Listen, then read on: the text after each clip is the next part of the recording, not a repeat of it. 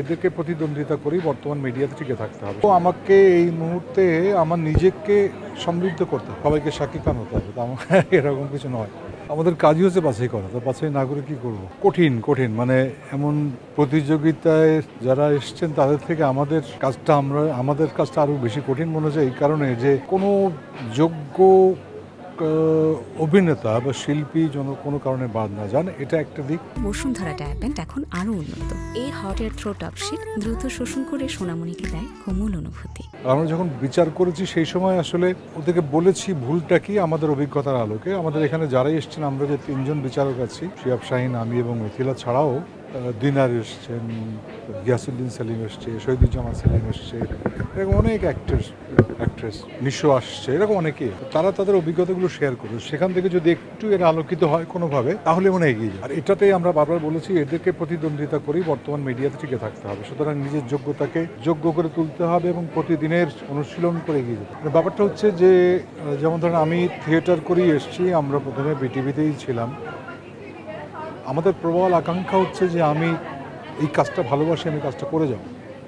সেটা হচ্ছে ক্যামেরাতে হোক, মঞ্চে হোক, ফিল্মে হোক, মানে টেলিভিশন, ফিল্ম, থিয়েটার, যেভাবেই হোক না কেন। কেউ আমাকে এই মুহূর্তে আমার নিজেকে সমৃদ্ধ করতে, তা না হলে কিন্তু আমি এগোতে পারবো না।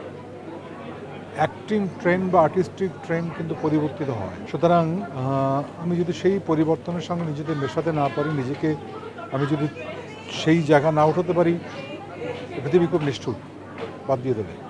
এইসব জায়গায় কেন আসতে পারছে না সেটা থিয়েটার যারা করে তারাই ভালো বলতে পারবে। কেননা আমরা যেভাবে থিয়েটার করেছি, আমরা একটা ছেলেকে থ্রু ট্রেনিং প্রসেস দিনের পর দিন কীভাবে নিজেকে চরিত্রের উপস্থাপন করবে, ডেলিভারি দেবে, এক্সপ্রেশন দেবে, ফুটিয়ে তুলবে, সেটা বারবার শিখিয়েছি।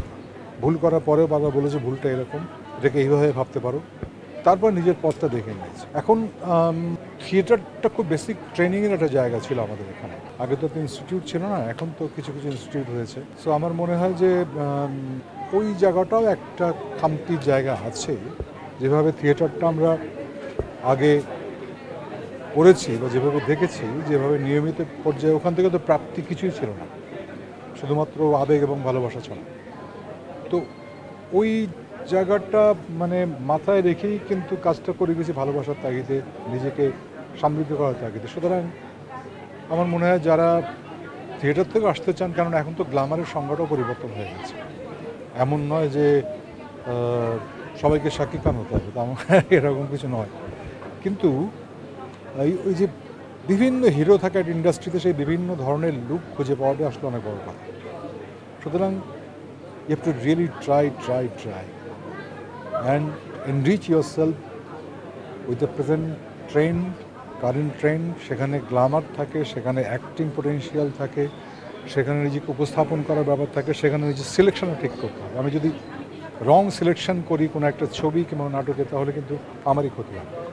অনেক ডেভেলপ করেছে। আমরা যখন প্রথম 40 জন নিয়ে শুরু করি, সেখান থেকে আজকের যে 6 জন, তাদের পরিবর্তনটা আমাদের খুব চোখে পড়ে। এখন কনফিডেন্স বেড়েছে, ভাবনাটা করতে শিখেছে। আমি মানে ভাবতে পারছে যে আচ্ছা আমি চরিত্রটা এইভাবে রূপায়ণ করি, আমি এটা এইভাবে ব্যবহার করি, এরকম বিবিধ পর্যায়ে আছে। এবং I am really happy for the kids.